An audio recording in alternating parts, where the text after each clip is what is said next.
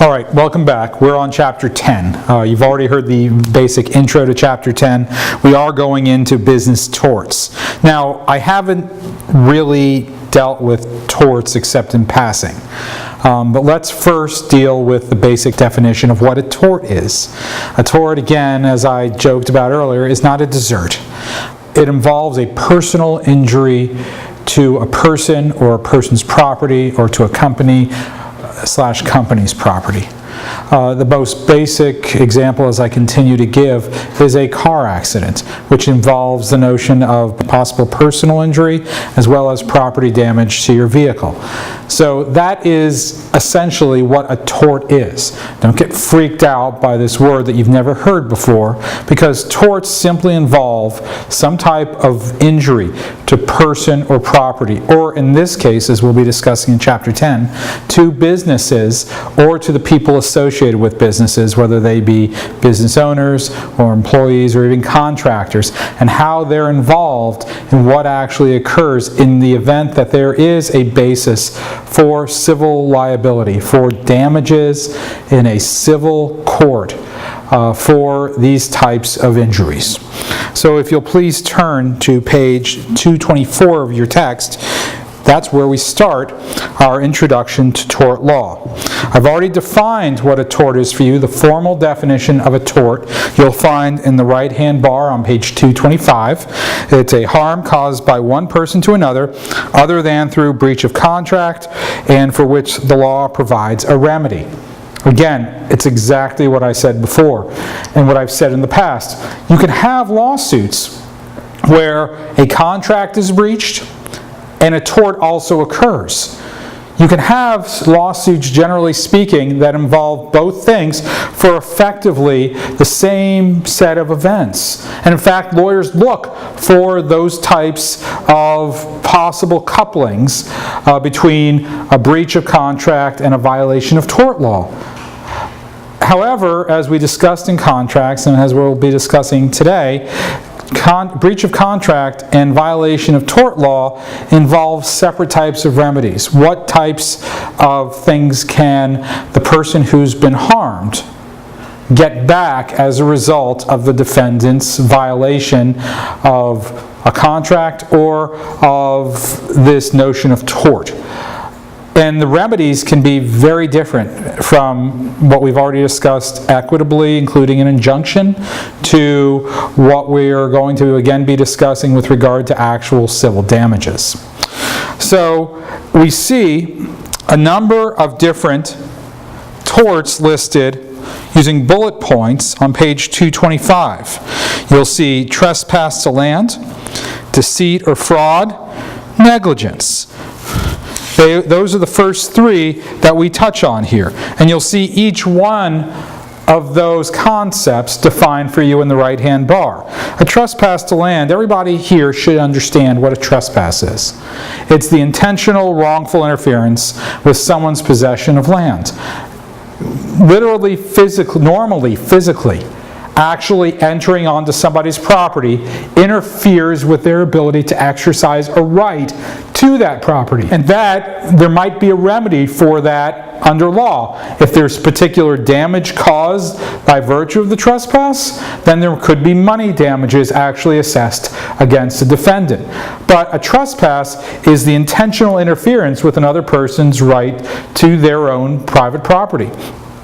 And there could be trespass to land, and separately, even though it's not yet discussed here, there could be what's called trespass to chattels.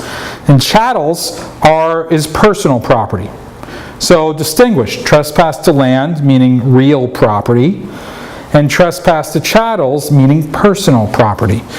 If my buddy over there, my videographer, ends up walking right over here and grabbing my cell phone out of my hands, depriving me of the use of this cell phone, then he is guilty of a trespass to my chattels, my cell phone. Similarly, if my videographer friend ends up walking into my house and locking the door and chaining it behind me, obviously, and without my permission, then he has trespassed on my land. Let's move on. Deceit or fraud. The book definition involves a false representation that's intentionally or recklessly made by one person to another that causes damage. We should all know that a lot of these terms are based upon general knowledge. What is deceit? Deceit is effectively a lie. Fraud is also premised upon a misrepresentation and an untruth. And this is one of the key business torts that we're going to be discussing in this course. You'll see an example there. They give a customer purchasing a vehicle based upon the sellers. The vendor is the seller. The vendor's intentional representation that the vehicle has a new engine when in fact it does not. The vendor has committed a tort of deceit because he made an untrue statement which the purchaser reasonably relied upon in deciding whether to make the purchase. Now again, because it also involves reckless acts, then you could see a situation where the car seller actually says, yeah, it's a new engine. And the purchaser believes him or her and then purchases the vehicle, only to find out later that it is not a new engine. And maybe the car salesperson didn't know that it wasn't a new engine, but did they have a duty to actually know for sure whether or not it was? Did they have an opportunity to discover whether or not they could make that representation? And did the failure to actually find out something that they could have readily found out, does that make the statement maybe not intentionally false, but at least involving some type of recklessness, some type of gross negligence because of the fact that they failed to find out whether or not there was a new engine in that car, and then passed on that false representation to somebody who relied on it to their detriment. Negligence is unreasonable conduct. It involves a careless act or omission that causes harm to another. So we go from an intentional act when we're talking about trespass and for the most part deceit or fraud, and we get into this notion of an unintentional act, a careless act, where you had a duty in general to act in a certain way or to not act in a certain way, and by virtue of carelessness you failed to do so. You accidentally hit the back fender of the car in front of you because you were not paying attention, because there was music on that really distracted you from what you were doing. Or you involved in a phone call on your Bluetooth and you just weren't paying close enough attention to what was going on around you. That's not intentional. That's not reckless. That's unintentional. That's just plain carelessness. And we all have a particular duty to act in a certain way in our society. And the failure to do that by mistake or by unintentionally, that's negligence. And so negligence is provided for there, and they give a number of different examples that, trust me guys, we could spend a half a semester discussing concepts involving negligence, these concepts. I've already given you effectively the first example, but there is also negligence that involves professional negligence. If you're in a certain special position in society, if you're a lawyer or you're an accountant, if you're a doctor, then maybe you have to adhere, maybe you have to comply, to follow a higher line of conduct. You have to be even more careful, and because your carelessness could result in something that is especially bad for other members of society.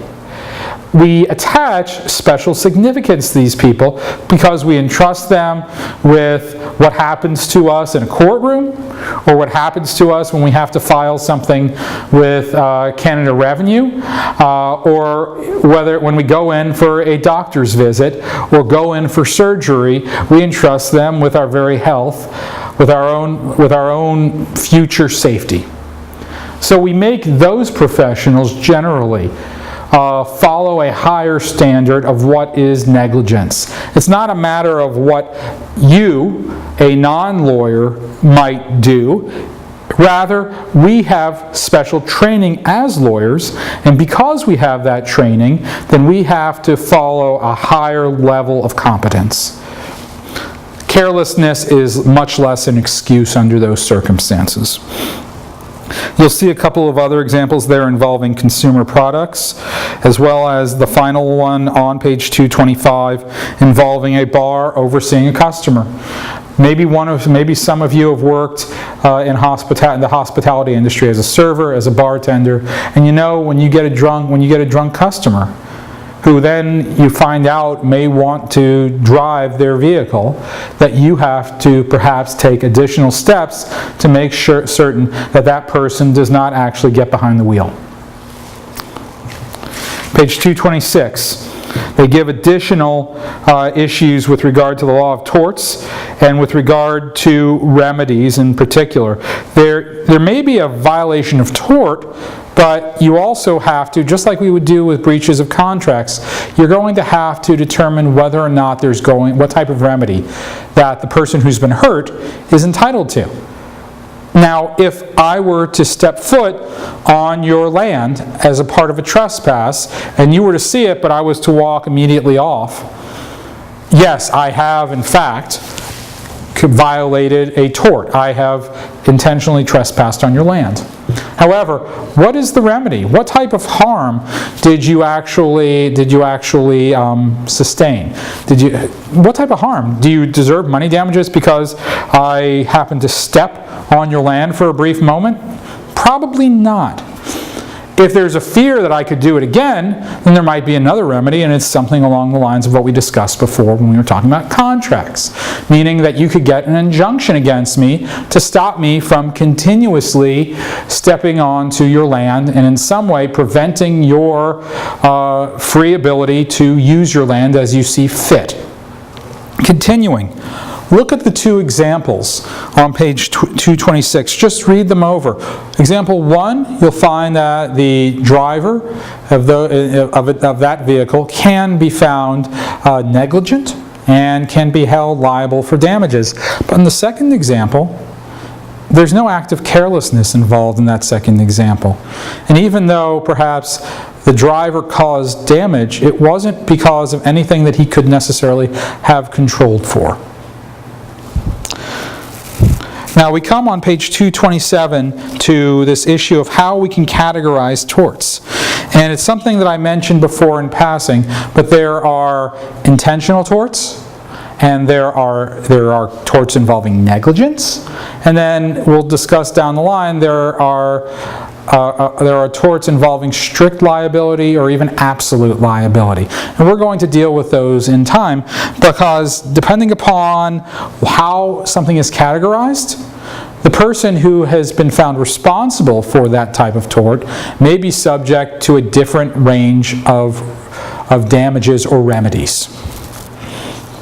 Now they mention one of these at the very bottom of page 227, something called false imprisonment. And they also define at the very bottom, page 227, an intentional tort, a harmful act that's committed deliberately or on purpose. And they note, again, the issue of false imprisonment, and it's an unlawful detention or the physical restraint or coercion by psychological means. If I were to tell my videographer friend here, hey, are you looking at me? Thank you.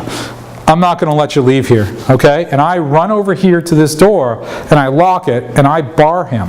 And this, from what I could see, aside from a very narrow window on the second floor of this building, this is really the only way normally in or out of here. You might have a chance of jumping up there to that second level, although I don't know if there's an exit. But if I bar him from leaving here, even if it's momentary, he feels that he cannot get out of here because I have told him, there's no way in hell I'm going to let you out. Effectively, I've committed a false imprisonment. Now, I could also do it this way. I can look at my friend over there, and I could say, hey man, you're going to stay in here. No, I'm not going to lock that door. I don't need to lock that door. If you try to leave, guess what's going to happen to your car?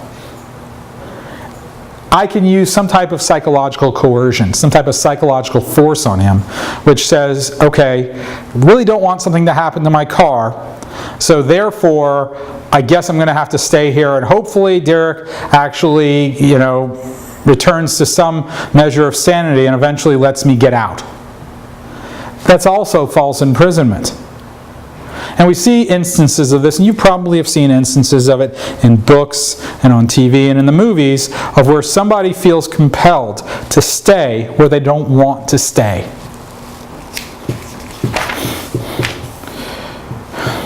They discuss another important tort on the top of page 228 involving battery. All right, it's defined there for you. Intentional infliction of harmful or offensive physical contact. A battery, in tort language, is if there is a harmful touching to another without their consent. So if I were to walk up to you and grab you, that is a battery. Unless I had your specific permission. This is not a boxing match or a wrestling match where you understand that we will come in physical contact. This is where, whether I'm coming up from behind you or right in front of you, if I touch you in any way, it is a harmful touching. If you don't consent to me even touching your hand, in theory, it is a battery. And because it's an intentional tort, just like with false imprisonment, you could be subject to different types of damages. In fact, more damages than you would than if this was simply an act of negligence. There is another accompanying tort called an assault. Now, an assault is effectively a battery that hasn't actually culminated, that didn't finish. It's where I attempt to strike, or I make you feel as if there is going to be imminently, definitely, some type of battery to occur. If I come up from behind you and I swing my arms like this, sometimes like kids do, and you don't see it, then there's no basis for any type of reasonable fear of this imminent harm. So long as I don't make contact with you, if you don't see it, if you don't otherwise perceive it, it is not an assault. Now obviously, instead, if I'm coming straight at you and I hold up something and I pretend as if I'm going to throw it at you, and you don't know any better, that could be an assault. On page 228, we also discuss how the crossing of tort law and criminal law. We're talking about batteries. We're talking about false imprisonment. These are seen as being intentional torts. But it's not just a tort. It's also potentially a crime. So one person could be sued for the same thing that by the person who has been harmed. And at the same time, that person can be charged by society with a criminal offense. It can happen in the same way. An old example, probably from before most of you were born, involves an American football player by the name of O.J. Simpson. O.J. was charged, and he wasn't convicted, but he was charged with killing his wife and his wife's lover. Now, his wife had left him anyway, but he was charged with it. Now, he was found not guilty. He was criminally charged. They prosecuted him. He had 5 extraordinary lawyers, and the jury ultimately came back and said that O.J. was not guilty of killing these 2 individuals. O.J. didn't have to go to prison for that. However, the families of these individuals who were murdered then did what? They brought a lawsuit for civil liability, for tort liability against O.J. for causing these deaths. And in civil court, there is a much lower burden of proof than in criminal court to show that somebody did something. In criminal court, the Crown is responsible for proving guilt beyond all reasonable doubt. It's the highest standard that we have in society, the highest standard of proof, because we want to make sure that the innocent don't go to jail or prison. We want to make sure that they don't suffer. So we set that standard so high. In a civil case, normally involving money damages, we set the bar a bit lower. And we say that's by preponderance of the evidence. So effectively what we say is there is a scale. Both parties start off equal. Who ultimately on this scale, whose evidence weighs the scale down more to the point where they can prevail? And if we were to put it into percentages, if one side's evidence is valued at 50.1% and the other side's is only 49.9%, then the side whose evidence is a little bit more persuasive wins. But yes, somebody can be criminally charged and at the same time sued in civil court. Page 230, liability and tort. We talk about both primary and vicarious liability. And we'll see first, let's talk about vicarious liability. The definition is in the left-hand bar on page 230.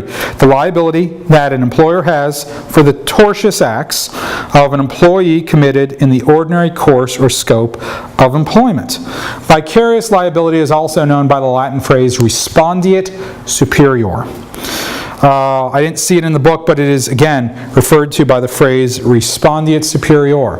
If you were working at a McDonald's and you're responsible for mopping the floors at the McDonald's where the customers generally go, and you forget to put out one of those little yellow floor signs that we always see when you visit a McDonald's when there are wet floors, and a customer walks in and slips and falls, can McDonald's be held liable for your actions in failing to put up a fair warning that there is a wet floor? And the answer is what? Yes. Yes, they can.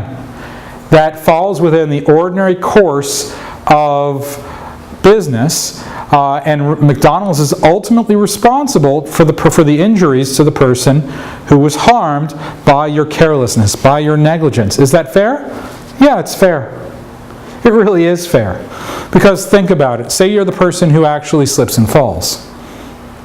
And say that you want to be able to receive some form of damages.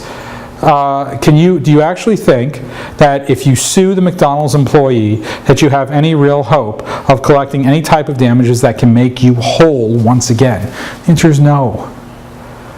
An employer is responsible, generally speaking, for the negligent or even reckless actions of its employee. When it comes down to intentional actions, that's another discussion for later. But this notion of vicarious liability, the employer by hiring you has put their faith in you that you will do everything correctly, not carelessly, not recklessly. That you therefore have an obligation to see to it on behalf of the employer that nothing goes wrong. If something does go wrong, it is the employer's responsibility, and it is also your responsibility. But the employer is the one who is likely to be primarily held responsible for injuries. Also, you are the primary tortfeasor. McDonald's will be the vicarious tortfeasor. And when you say tortfeasor, you're talking about simply the person who committed the tort. That's it. Moving on, page 231, we talk about liability and joint tortfeasors.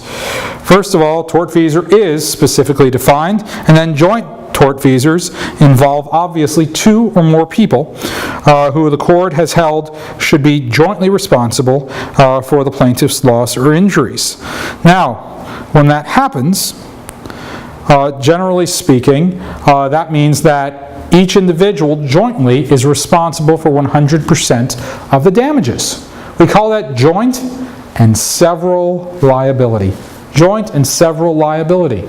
This is not a matter of comparative negligence to say that if one person is responsible for 80% of the injuries to the plaintiff and the other person is only 20% responsible, that should be apportioned fairly, where one person shouldn't have to pay for the more extreme damage caused by the other person. But if you have joint tortfeasors, both of them, in theory, can be held responsible for everything. And if there is an award of damages, say for $100,000, it is their joint responsibility to pay $100,000. If one of the tortfeasors pays up the damages of $90,000, they're still responsible for the other $10,000. Similarly, if one pays up $100,000, the other tortfeasor who's paid nothing does not get away free. At that point, the one who has paid out the entire amount, can sue the other one for what's called contribution. But that's entirely separate and apart. The plaintiff shouldn't have to wait to receive its damages just because the joint tortfeasors are arguing over who should pay what. Bottom of page 231, we get down to the concept of contributory negligence, where it claims that the plaintiff is at least partially responsible for the harm that's occurred. And you'll see a good example of that on the bottom of page 231. Page 232, we come to the issue of damages in tort. We talk about the purpose of damages. They also give us they touch briefly on this issue of workers' compensation legislation. It's not going to be tested in this class. Separately, though, more importantly, we deal with, toward the bottom of page 232, this issue of pecuniary and non-pecuniary damages. Non-pecuniary damages are the first thing we'll touch on. You'll see it defined toward the bottom of page 232. Compensation for pain and suffering, loss of enjoyment of life, and loss of life expectancy. These are things that are non-pecuniary. They are things that you can't necessarily attach an actual amount to. You have to do your best to figure out how to adequately compensate a victim, a plaintiff, for those types of damages. The most obvious example is pain and suffering. How do you put a dollar amount on somebody's pain and suffering? It's not easy. And we try to do the best we can in society, whether it's a judge or whether it's a jury making the decision, to assess what their loss of enjoyment of life, what their pain and suffering is actually worth. There was a famous case several years ago involving a company that I mentioned before, McDonald's. And it involved the issue of hot coffee. We're not just talking about any hot coffee. We're talking about scaldingly hot coffee that created extreme severe burns to its victim. I mean, oftentimes people use this as an example of why the judicial system doesn't function. In actuality, this jury that awarded several $millions to the victim probably made the right decision, because they recognized exactly what pain and suffering was induced by McDonald's failure to actually assess how hot the coffee was. This was long-term scarring and damage that required significant medical care. And so, how do you put a price tag on that person, that coffee drinker's pain and suffering? The jury in that United States case did. And ultimately, that you have to recognize, because a jury, or oftentimes, especially here in Canada, a judge is what we call the trier of fact. They're making factual determinations about a case. Their verdict, their decision, their judgment should generally not be touched. Generally, unless it's just abusive and no reasonable person could ever have made such a judgment. When we look at pecuniary damages on page 233, we get into three other categories where it's a bit easier to measure what the possible damages are. And we see three examples: cost of future care, loss of future income, special damages such as out-of-pocket expenses. And each of those areas is discussed throughout the remainder of page 233. Punitive damages, also called exemplary damages, is discussed at the very bottom of page 233 and on to page 234. Remember that cup of coffee? Well, guess what? Page 234, you actually have a discussion about what happened. $3 million awarded to this lady, Stella Liebig of Albuquerque, New Mexico, for what happened. And in that sense, what we're talking about here is not necessarily even pain and suffering, but punitive damages. Punitive damages and exemplary damages are one and the same. But we call it most generally here in Canada and in the United States, we refer to as punitive damages. They're punishment damages. It's meant to be punitive. It's meant to send a message back to the tortfeasor, to the defendant in a case, that to say, this is so bad that we need to send a message to you. We need to make certain that we deter such future misconduct. Generally speaking, punitive damages are reserved for cases involving intentional torts, like we discussed before. However, in this case, we see how punitive damages could also be assessed in something that does not involve an intentional tort. It's effectively such an outrage to society that society, in the form of the judge or jury, needs to, on behalf of society, say, hey, McDonald's, Ford, whichever company it is, or whichever individual it is, that misconduct will not be tolerated in our society, and for that, we are punishing you and we're awarding additional damages to the person who's been harmed as a result of your recklessness or your intentional conduct. We see aggravated damages on the bottom of page 235, compensation for intangible injuries such as distress, humiliation caused by a defendant to tortfeasor's reprehensible conduct. They discuss that in other ways as well. What we're dealing with mostly is mental distress issues. How do you assess what is mental distress? Again, it's not easy, and we're not going to really go into it in any great fashion during this course.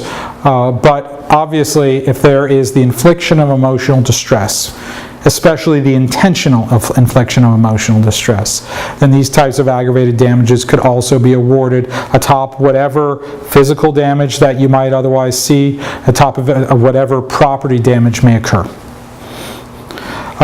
Again, as I've been stating on the bottom of page 237, they discuss the cross-section between torts and contract law. I'm not going to reiterate that again. And then ultimately, page 238, we come to the conclusion of our chapter. Please read the chapter summary over, and I'll be talking to you about chapter 11 in a moment.